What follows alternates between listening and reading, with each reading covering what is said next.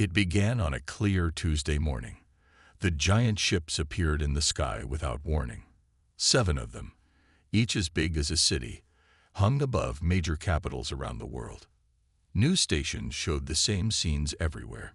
People in the streets looking up, some afraid, some amazed.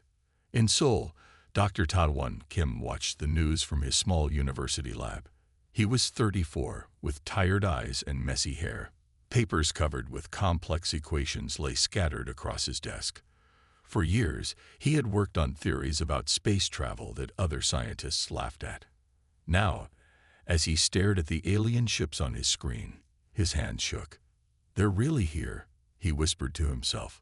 The world leaders quickly formed a welcome team.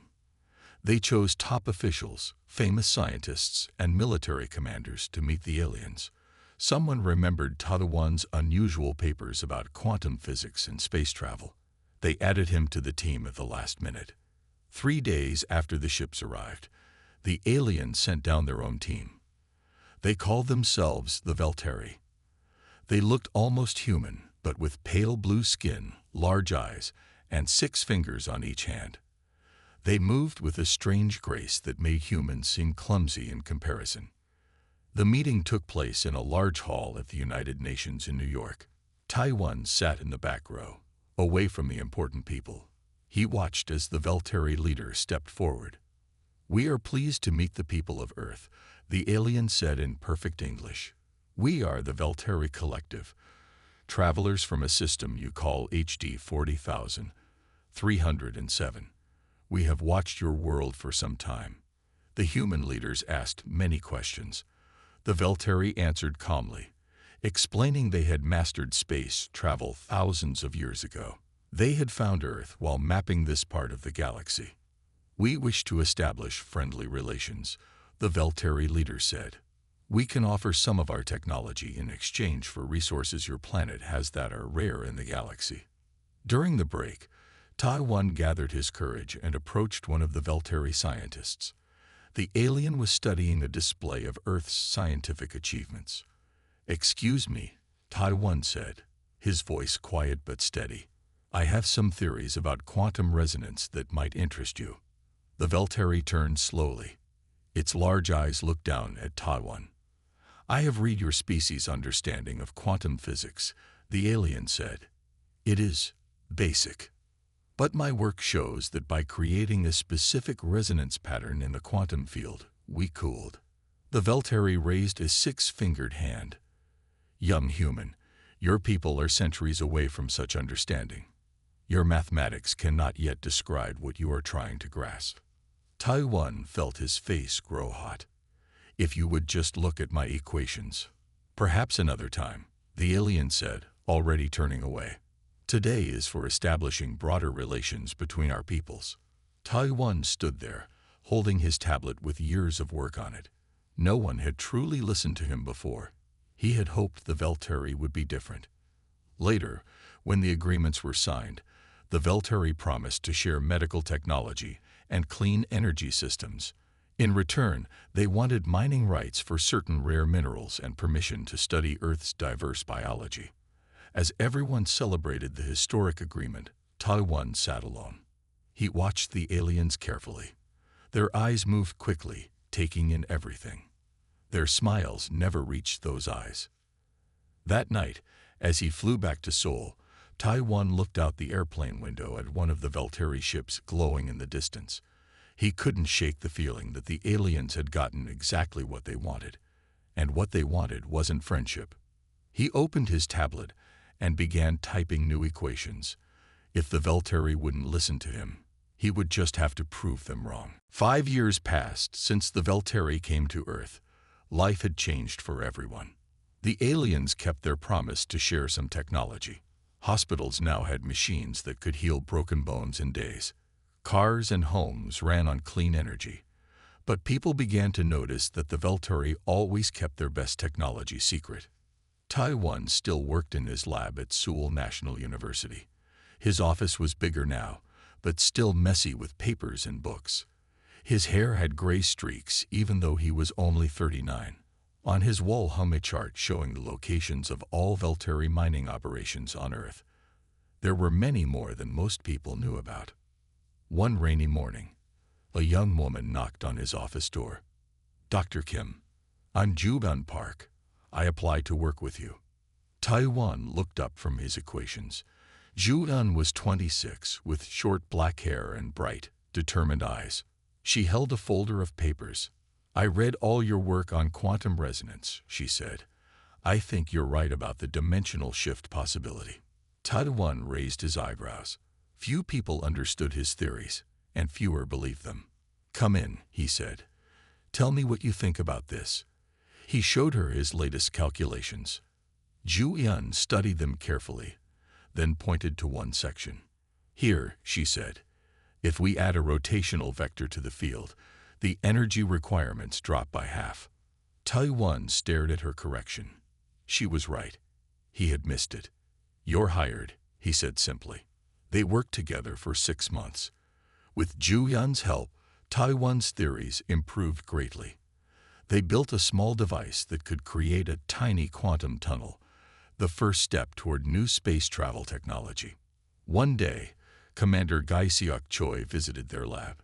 He was 40, tall and serious, wearing the uniform of the Human Velteri Cooperation Force.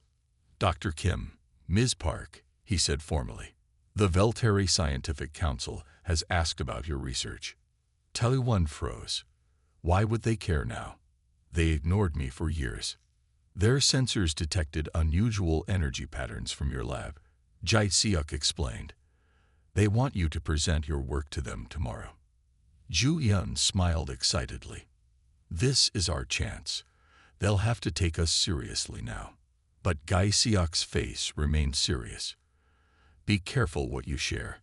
I've worked with the Velteri for 5 years. They take much more than they give." That night, Taiwan couldn't sleep. He checked his presentation over and over. His theory showed that the Velteri method of space travel wasted enormous energy. His method could be much more efficient. Would they be impressed or angry? The next morning, Ju-Eun met him outside the massive Velteri Science Center in Seoul. The building was sleek and strange, with angles that seemed to bend in impossible ways. "Are you ready?" she asked. Taiwan nodded, holding his tablet tightly. Commander Gai-seok met them at the entrance. As he led them through security, he spoke quietly. "The head of their science council is named Krill. He has the ear of their leadership, but he doesn't like being shown he's wrong." They entered a round room where 5 Velteri scientists sat at a curved table. The aliens looked at the humans with their large, unblinking eyes. Krill, the head scientist, had darker blue skin than the others. His 6 fingers tapped impatiently on the table. "Humans," he said coolly, "you may present your work, though I must say we find it unlikely that you've discovered something our civilization missed in its 5,000 years of quantum research." Taiwan swallowed hard and stepped forward. He felt small in the large room, facing creatures who thought humans were simple and primitive. But he had proof now, numbers that couldn't be denied. He began to speak, knowing that what happened next might change everything. For him, for humanity, and for the Velteri who had ignored them for too long. Taiwan stood before the Velteri Scientific Council, his heart beating fast. He connected his tablet to their display system, and his equations filled the large screen on the wall. "As you can see," he began, "our current model suggests that quantum resonance can be achieved with far less energy than your current method uses." The 5 Velteri scientists stared at his work. None of them blinked their large eyes or showed any reaction. Ju-Yun stepped forward. "We believe this approach could reduce power needs by 80% while maintaining stable wormhole formation." Krill, the head scientist, raised a 6-fingered hand to stop them. "Interesting theory. Charmingly primitive, but interesting."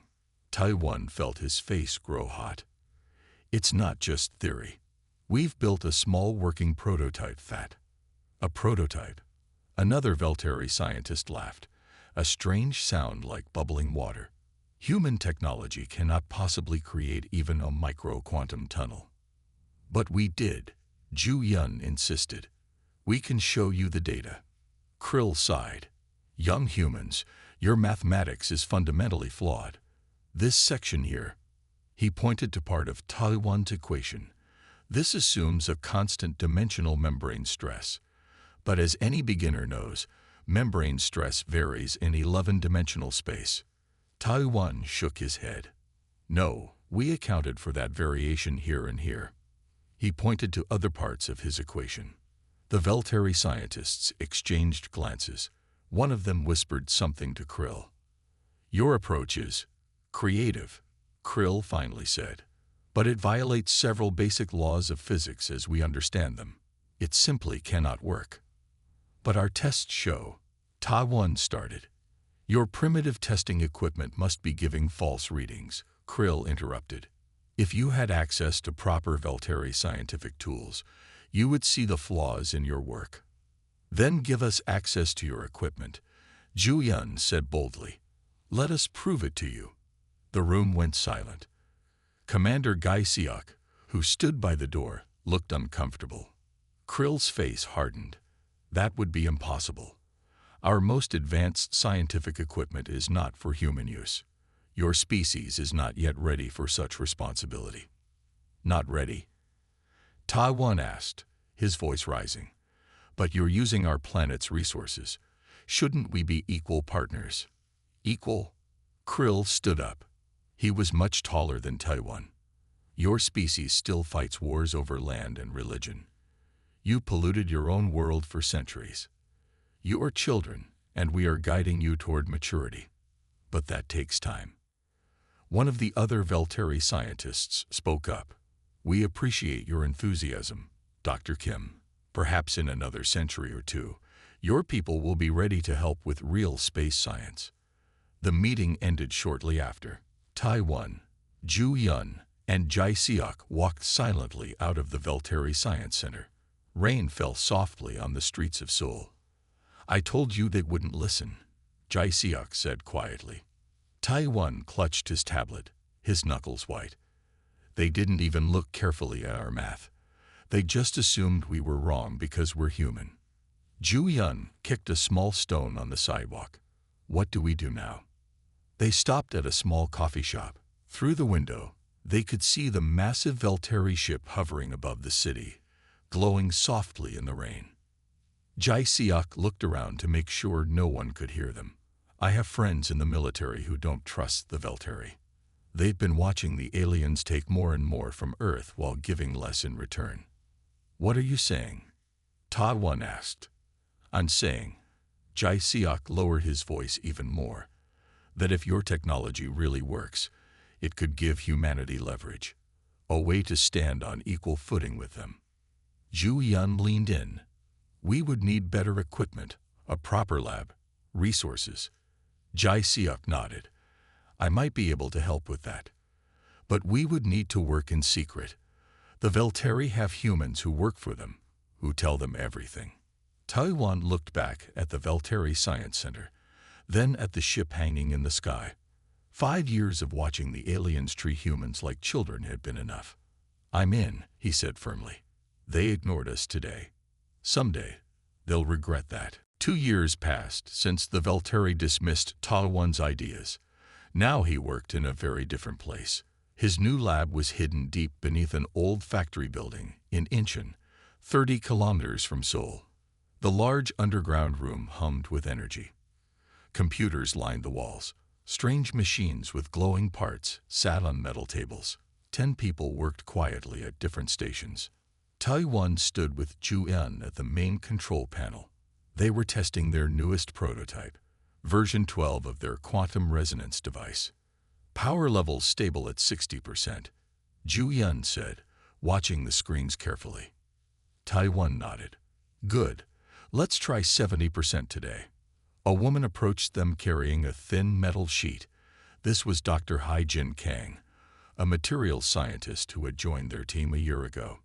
She was 45, with short gray hair and steady hands. I finished the new containment panel, she said. This one should handle higher energy without melting. Perfect timing, Taiwan said, taking the panel. We're going to need it today. At another table, Du Hyun Lee worked on computer code. At 30, he was the youngest senior member of their team. His fingers moved quickly over 3 keyboards at once. "System update complete," he called out. "The new algorithms should improve stability by 22%. Jai-seok entered the lab through a hidden door. He no longer wore his military uniform. The human Velteri Cooperation Force had dismissed him when they suspected he was helping Ta-Won's team. Now he wore simple black clothes and carried a small bag. "I have news," he said to Ta-Won, "and supplies." They gathered in a small side room with maps and charts on the walls. Jai-seok pulled out a tablet and showed them images of Velteri ships leaving Earth. "These ships departed last week," he explained. "They were loaded with gold, uranium, and rare earth minerals. But look what they gave us in return." He showed another image of Velteri technology being delivered to a human facility. "Medical scanners," Hai-Jin said, looking closely. "But that's old technology. They gave us the same models 3 years ago." Jai-seok nodded. "Exactly. They're giving us less and taking more. And there's something else." He pulled up a document with many numbers and lists. "This is a Velteri mining schedule I borrowed. They plan to increase their operations by 300% next year. At that rate, they'll take most of Earth's rare minerals within a decade." The room fell silent as everyone understood what this meant. "They're not partners," Do-hyun said angrily. "They're just using us until they've taken everything valuable. And then they'll leave," Ju-hyun finished, "leaving us with some outdated technology and an empty planet." Tai-won looked at their prototype device across the room. "Then we need to work faster. Our quantum drive is the only chance for humans to develop our own space travel without relying on the Velteri." "I brought something that might help," Jai-seok said, opening his bag. He pulled out a small blue crystal that glowed softly. "This is a piece of Velteri drive material. My contact took a huge risk to get this." Hai-Jin carefully took the crystal. "This will help me understand how their materials work. I might be able to create something similar." "I have one more thing to share," Jai-seok said. "We're not alone in our concerns. Groups around the world are starting to question the Velteri. Some are gathering resources. Others are analyzing Velteri technology. We're making contact with these groups." "Good," Ta-Won said. "We'll need all the help we can get." They returned to the main lab. Tai-won looked at his team with pride. 2 years ago, they had nothing but theories. Now they had a working prototype, a growing team, and a network of supporters.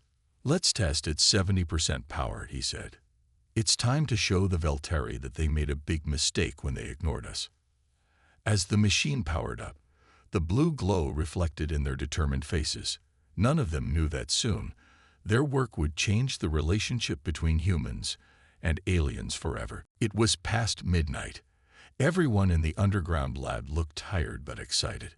They had been working for 18 hours straight. Power at 95%. Ju-hyun called out, her voice tense. The quantum resonance device hummed loudly. Blue light pulsed from its center, casting strange shadows around the room. "Temperature stable," Hai-Jin reported from her station. "The new cooling system is working." Do-hyun's fingers flew across his keyboard. "Quantum field is forming." "It's holding steady." Tai-won watched the main screen closely. Numbers and graphs flashed by, all showing the same thing. They were closer than ever before. 100% power, Ju-hyun announced. "Field is stable." A small ball of blue-white light appeared above their device. It grew slowly until it was the size of a basketball. Inside it, they could see what looked like stars and empty space. "We did it," Ta-won whispered. "A stable quantum tunnel." The team cheered. After years of work, they had created what the Velteri said was impossible for humans, a portal that could someday lead to faster-than-light travel. Suddenly, red lights began flashing. A loud alarm sounded. "What's happening?" Ta-won asked. Do-hyun checked his monitors. "Something's scanning us from outside." It found our energy signature. Jai-seok rushed to the security screen. Velteri security forces. 3 vehicles approaching the factory above us. We have maybe 10 minutes. Shut everything down, Taiwan ordered. We need to evacuate. The team moved quickly, following their emergency plan. Hai Jin and 2 others began destroying any papers that couldn't be taken. Du Hyun started downloading their data. Ju Hyun didn't move from the quantum device. Instead, she opened a panel and began working inside it. Ju Hyun, we need to go, Taiwan called to her. 1 minute, she said, not looking up. I need to save our work. Her hands moved with impressive speed, removing parts and reconnecting wires. She took the central processor, the heart of their invention, and connected it to a smaller power source. What are you doing? Taiwan asked. Making a portable version, she explained. A full-sized quantum tunnel needs a lot of power, but the core technology can be much smaller. She held up a device the size of a small book. This contains all our breakthroughs. We can rebuild from this. Jae Seok appeared at the main door. They're entering the factory. Everyone out through the escape tunnel. Now. The team grabbed their emergency bags and hurried toward the back exit. Taiwan, Ju Hyun, Hai Jin, and Du Hyun were the last to leave. As they reached the exit, they heard the main door being forced open. Stop right there, a voice called out. A human security officer working for the Velteri stood in the doorway, pointing a weapon at them. Jae Seok stepped out from the shadows behind the man and quickly knocked him unconscious. Let's go, he said grimly. More will be here soon. They ran through a narrow tunnel that led to a parking garage 3 blocks away. As they emerged into the night air, they could see Velteri ships hovering over the factory, shining bright lights down. They know about us now, Taiwan said as they drove away. We're fugitives. Not just from the Velteri, Jae Seok added. From human authorities too. The Velteri will convince Earth's governments that we're dangerous terrorists. Ju Hyun held the small device carefully. But we have this. Proof that humans can match Velteri technology. Where do we go now? Hai Jin asked. Jae Seok drove fast through the dark streets. I have contacts in the mountains. People who don't trust the Velteri. They've prepared a place for us. Taiwan looked back at the blue lights of the Velteri ships growing smaller in the distance. Tonight everything changes. We're not just scientists anymore. We're the resistance. Do Hyun nodded. And we have something the Velteri never expected. Proof that they were wrong about humans. As their car sped into the darkness, the small quantum device glowed softly in Ju Hyun's hands, a tiny light of hope against the massive power of the aliens who had underestimated humanity. 3 weeks after their escape, Taiwan stood at the window of their new base. The mountain view was beautiful, but he barely noticed it. His mind was on their work. Their new lab was inside an old mining facility built into the mountain. It was larger than their previous lab, with better equipment. People moved busily around the main room, carrying tools and computer parts. It's amazing how quickly we rebuilt, Ju Hyun said, joining him at the window. Thanks to our new friends, Taiwan replied. Those new friends were part of a growing movement called Earth First. Jae Seok had connected them to this network of people who questioned the Velteri's true intentions. The door opened, and a tall man with gray hair walked in. This was Sung Ho Baek, a former diplomat who now led the largest resistance group in Asia. Dr. Kim, I have news, Sung Ho said. Our contacts in Europe and America have sent supplies, and more scientists want to join your team. Good, Taiwan said. We need all the help we can get. Sung Ho handed him a tablet. Also, you should see this. The Velteri made an announcement about your group yesterday. The screen showed a Velteri official speaking to reporters. The alien described Taiwan's team as dangerous criminals who were playing with forces they don't understand. The humans who stole our technology must be stopped, the Velteri said. Their experiments could harm Earth and its people. Taiwan turned off the video in disgust. We didn't steal anything. We developed our own technology, which they said was impossible. They're afraid, Hai-Jin said, looking up from her workstation. They never expected humans to advance this quickly. Do-hyun called them over to his computer. I've finished analyzing the data from our last test. Our quantum tunnel was 30% more efficient than Velteri technology. This news surprised everyone. They knew their method was different from the aliens, but not that it was better. Can we prove it works? Sung-ho asked. The world needs to see evidence. Ju-hyun had been quiet, thinking. Now she spoke up. I have an idea. We've been trying to build a full-size portal. But what if we start smaller? She pulled out plans for a small device. We could build this in 2 weeks. It's a drive that could be attached to a satellite. Not big enough for people, but it could move objects through space instantly. Taiwan studied her design. This could work. We'd need to launch a satellite, though. I can help with that, Sung-ho said. One of our supporters owns a small space company. They'd been working on rockets that avoid Velteri detection. Over the next month, they worked day and night. The lab never closed. People slept in shifts. Their determination grew stronger when they learned more about Velteri mining operations. They've increased mineral extraction by 500%, Jae-seok reported after meeting with his contacts. At this rate, they'll take most of Earth's rare metals within 5 years. Finally, the day of their test arrived. The team gathered around their screens. A small rocket had secretly launched their satellite from a ship in the Pacific Ocean.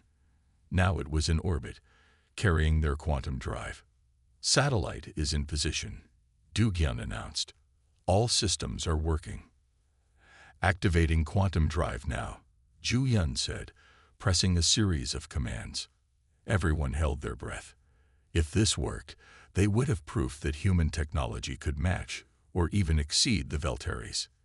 The satellite's signal disappeared from their tracking system. Did it fail? Someone asked nervously. Taiwan watched the screen intently. No. Wait for it. 3 seconds later, the signal reappeared on the other side of Earth.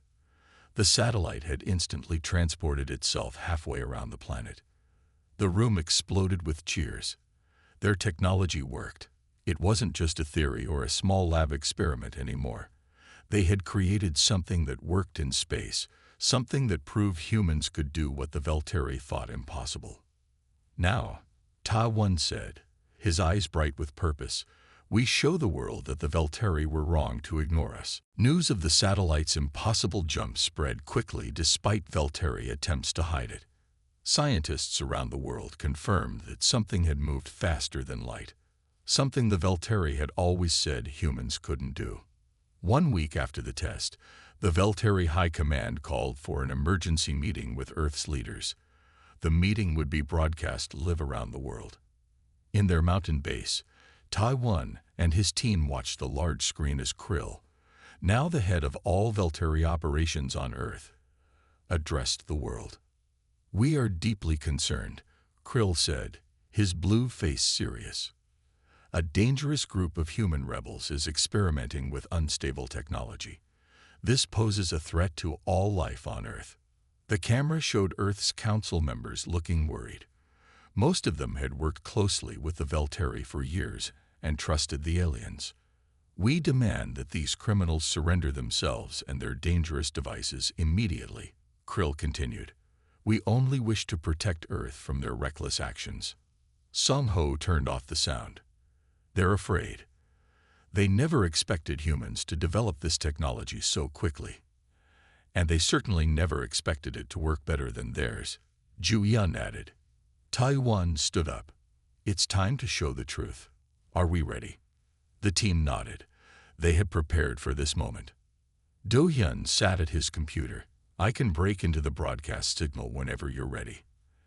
And I've gathered all the evidence of their excessive mining, Jae-seok said, holding up a tablet filled with secret documents. Taiwan took a deep breath. Let's do it. Do-hyun typed quickly. Suddenly, the screen split. On one side was Krill still speaking. On the other side appeared Taiwan. People around the world gasped as the broadcast was interrupted. Security teams at the meeting rushed around in confusion.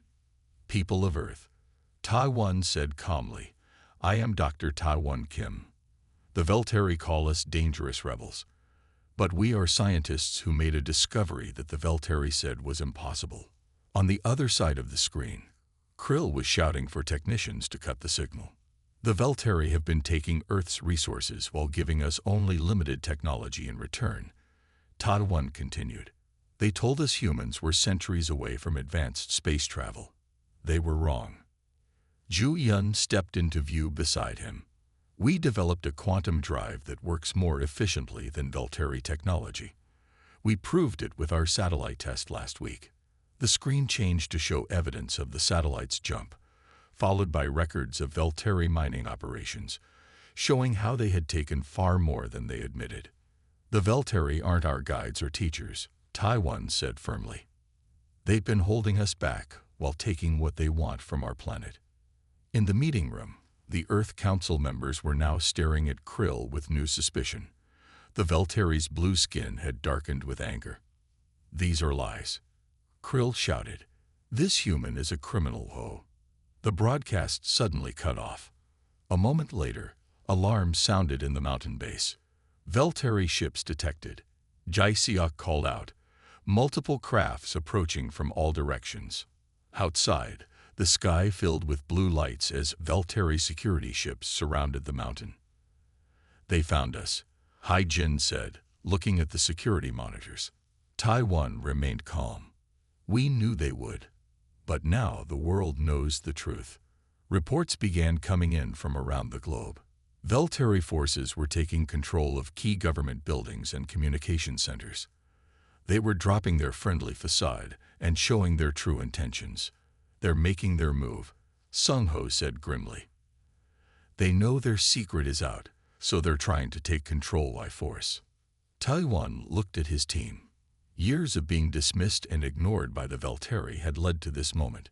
Now the aliens were showing their true colors, just as he had suspected. "It's time for Phase 2, he said. "The Veltari thought humans were weak and primitive. Let's show them how wrong they were." "Launch the ships," Taiwan ordered. Hidden doors opened in the mountainside. 5 small spacecraft rose into the night sky. They looked rough and unfinished compared to the sleek Veltari vessels, but each carried Taiwan's quantum drive.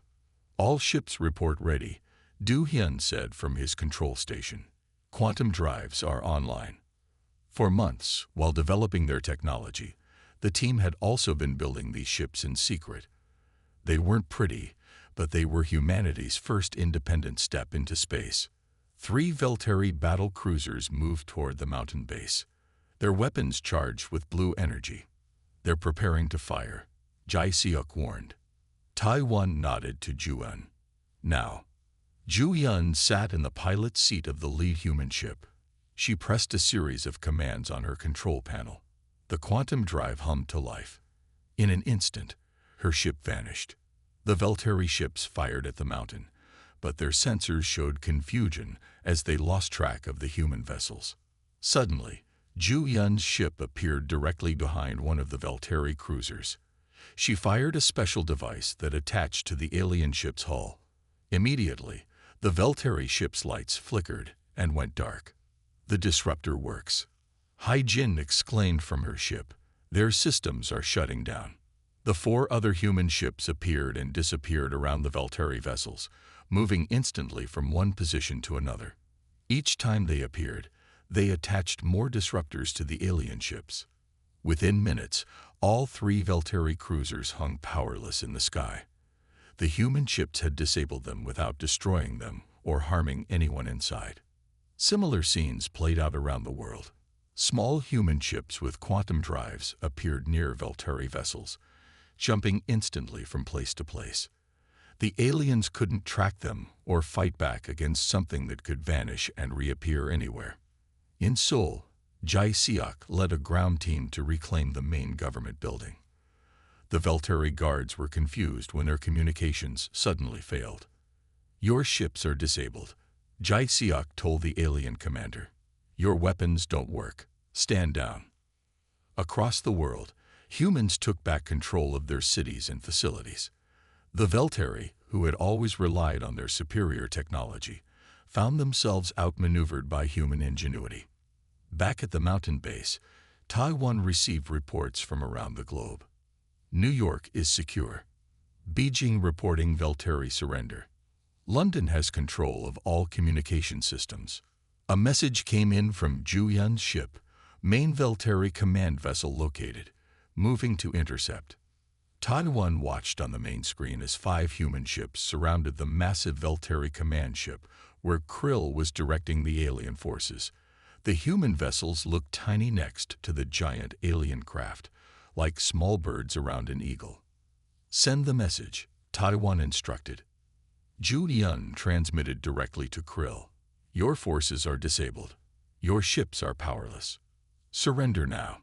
On the screen, they saw Krill's angry blue face. This is impossible. Your primitive species cannot defeat Veltari technology. But we did, Zhu replied calmly. With technology you said was impossible. Technology you ignored when we tried to share it with you. The human ships attached disruptors to the command vessel. One by one, its systems shut down. The huge ship's lights dimmed as it lost power. Across Earth, Veltari forces stood down. Their technology, the source of their power and confidence, had been beaten by human innovation. In the mountain base, the team celebrated. Years of being dismissed and ignored had led to this moment. They had proved that humanity deserved respect. It worked, Sung Ho said, looking at the disabled Veltari ships on the screen. They never expected us to develop technology that could beat theirs. They made a mistake, Taiwan said. They judged us by their standards. They couldn't imagine that we might find a different way, a better way. As the sun rose over the mountains, Earth had changed forever. Humans had taken their first true step toward becoming an equal in the galaxy, not because the Veltari guided them, but because the aliens had underestimated them. 1 year passed since humans defeated the Veltari forces. The world had changed dramatically. Taiwan stood at the window of his new office in Seoul. The view showed the city skyline with the large dome of the Earth Interstellar Development Agency, the organization he now led. In the distance, a Veltari ship hovered, but now it was there by invitation, not by force. Director Kim, they're ready for you, his assistant said from the doorway. Taiwan nodded and straightened his formal jacket. Today was an important day. He walked into the large meeting room where representatives from Earth and the Veltari waited. Zhu sat at the table, now the chief engineer of Earth's space program. Guy Seok stood near the door in his new general's uniform, head of Earth's defense forces. Krill entered from the other side of the room. The Veltari leader looked less proud than before. He nodded respectfully to Taiwan, something unimaginable just a year ago. Director Kim, Krill said, we are prepared to sign the new treaty. Taiwan took his seat at the head of the table. Let us begin. The new treaty established Earth as an equal partner with the Veltari. The aliens would share their real advanced technology, and humans would share their quantum drive innovations. Mining rights would be fair and limited, with strict rules to protect Earth's resources. After the formal signing, Krill approached Taiwan privately. I must admit, the alien said, we were wrong about humans. We measured your potential by our standards. That was your mistake, Taiwan replied. Different doesn't mean inferior. You saw our different approach as primitive when it was simply human. Krill's large eyes studied Taiwan. In 5,000 years of space exploration, we've never encountered a species that advanced so quickly. It's impressive. Thank you, Taiwan said. But we still have much to learn. As do we, it seems, Krill admitted. Later that day, Taiwan, Zhu and Jai Seok stood in a large hangar outside the city. Before them was the Pride of Earth, the first human-designed interstellar ship. It was named Pioneer, and it would soon make its first journey to a nearby star system. It's beautiful, Zhu said, looking at the ship that contained the advanced version of their quantum drive. Jai-seok smiled. Remember when we were hiding in that underground lab? Now we're preparing to visit other stars. And we did it our way, Ta-won added. Not by following the Veltari path, but by finding our own. Hai-jin and Do-hyun joined them, both now leaders in their fields. Together, the five of them had changed humanity's future. The first crew is ready, Do-hyun reported. The ship's systems are all green. I still can't believe how far we've come in just 1 year, Hai-jin said. Sung-ho, now Earth's ambassador to other alien species, approached them. The Veltari have been telling other civilizations about Earth. We're becoming known in the galaxy. For what? Ta-won asked. For our unique approach to problems, Sung-ho replied. The Veltari follow established patterns. Their technology advances slowly but steadily. We leap forward in unexpected ways. As they watched final preparations for the ship's launch, Ju-eun slipped her hand into Ta-won's. Their partnership had grown beyond work during the past year. What do you think is next for us? She asked quietly. Ta-won looked at the ship, then at the stars visible through the hangar's open roof. Everything. The universe is open to us now.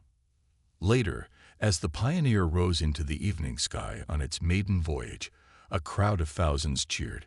Humans were taking their place among the stars, not because aliens had guided them there, but because they had found their own path. Ta-won watched the ship until it was just a point of light among the stars. He remembered how the Veltari had dismissed him years ago, how they had ignored human potential, how they now regretted that mistake. The future belonged to those who could see possibilities that others missed, and humanity, for all its flaws, had always been good at imagining the impossible and then making it real.